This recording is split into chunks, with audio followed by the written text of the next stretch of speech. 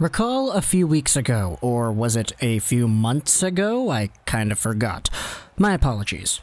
We made a video talking about the Calgary Flames and whether or not there could be a trade in store with the Philadelphia Flyers, which would send forward Johnny Gaudreau over to Philly in exchange for something like Goss Despair, maybe a Voracek in there. We made a few videos talking about this kind of stuff here. But that idea was mostly on the focus of a trade-like scenario, whether or not the Flyers could acquire a guy in Gaudreau who could go out there, help their team score some points. We all know who Johnny Gaudreau is, right? 5'9", 165-pound, 27-year-old forward. He's usually a guy that you can bet on to score a whole bunch of points in the NHL. Last season, he kind of had a dip in numbers, 58 points in 70 games played, but the years before that, 99 points, 84 points, 61 points in 72 games. Gaudreau has been a pretty consistent point producer, with the exception of last year, where he still was at 60 points on the year. However, he is in a position now where there have been very heavy rumors coming about with his own status as a future hockey player. In fact, most of this comes from Calgary Flames beat reporter Eric Francis. He's a guy who covers the Flames on Sportsnet. He writes articles about them. If you follow Flames news, you probably know who Eric Francis is. Well, earlier this week, he made an appearance on the Brotherly Pod podcast, and he expanded a little bit more on the idea of Johnny Gaudreau linking the player to the Philadelphia Flyers. Let's go over onto the fourth period where this article sums up the comments. This is what Eric Francis said on the podcast. There is zero doubt in my mind that Johnny Gaudreau is not going to re-sign in Calgary. He says otherwise, but I think he's destined for Philly, Francis said when asked about Gaudreau's future with the Flames. I think people have thought that from the day he signed here, and he'll ultimately be a Philadelphia Flyer. Francis went on to cite Gaudreau's childhood love for the Flyers, and while the player has previously stated he wishes to be a Flame for life, Francis believes that is lip service on the part of the player. So our topic today goes a little bit more as follows. Could you see Johnny Gaudreau, one of the top point producers in the NHL the past few years, a guy who has defied all odds as a small, undersized, light winger, who was able to go out there and exhibit his skills and try to really be a big part of the NHL, translated from a big physical brute game to a lot more speedy, skilled, and finesse type game where small guys can have a lot more success than they had before? Johnny Gaudreau has been a very big part in helping out the league and transitioning from that one state to the next, but as a member of the Calgary Flames with one season left after this year at $6.75 million a season, could you see Johnny Gaudreau going out there and being like, yep, sorry bud, I'm going back to my hometown team, not even hometown, he's from New Jersey, but he was a big Flyers fan growing up. And if this idea by Francis has any merit, then it says that a few years from now, when Johnny Gaudreau is in his contract year, he does not re-sign. He doesn't come back, and instead he goes to free agency where he ends up pulling off a John Tavares and going back to his hometown team.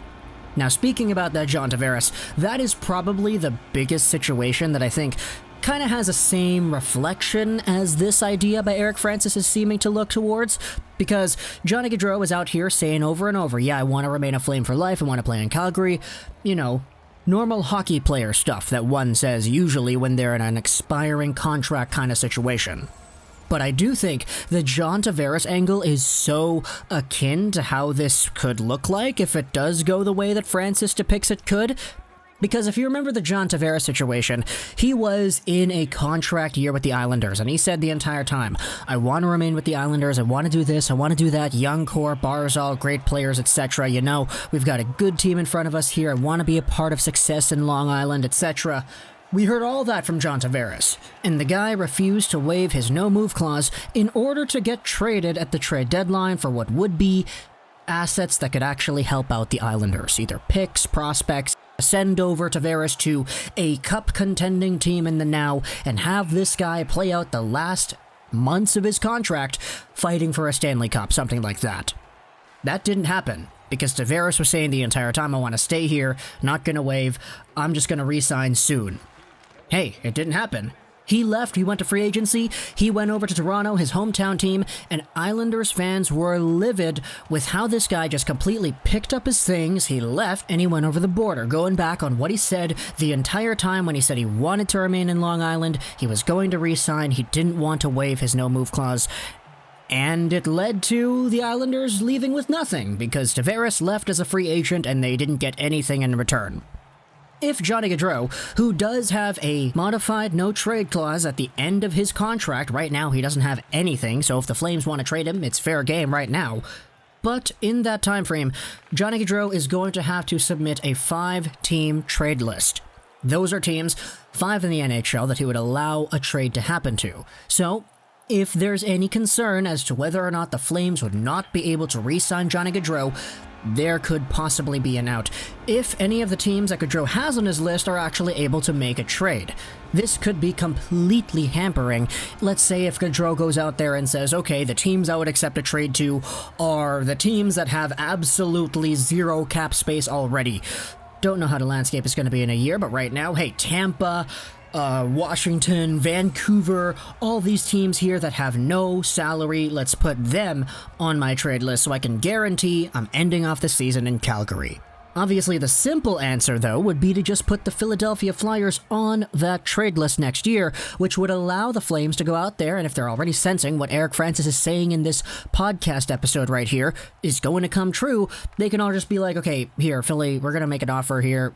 You're going to take Gaudreau. We're doing this because we know the guy wants to play with you. He's probably going to go there next year. If it's not us, it's going to be you guys. So, hey, why not give us X, Y, Z, whichever players or picks you want? Name your price. Let's negotiate. So, I do think there is indeed a valuable conversation to be had here about Johnny Gaudreau, because this whole thing has happened before with John Tavares, just in a different circumstance, because John Tavares' situation was very similar to how Johnny Gaudreau's is right now. It's just the difference being John Tavares had a no-move clause on top of an 8-team no-trade list, so he had the right to veto any possible trade that the Islanders could have done. Johnny Gaudreau does not have that right. In fact, he doesn't have that right now, so if the Flames just wanted to go out there and do it, they could. But if Eric Francis has an inkling of connections, which he probably does, I don't really understand why he would go out there and say this if he does not believe that it is true. So, tell me in the comments what you think. Do you see Johnny Gaudreau by the time 2022, 2023 rolls around? Because I know, that's in a very long time. We're in 2021 right now. I can't believe that, too. Gosh, it still feels like 2020.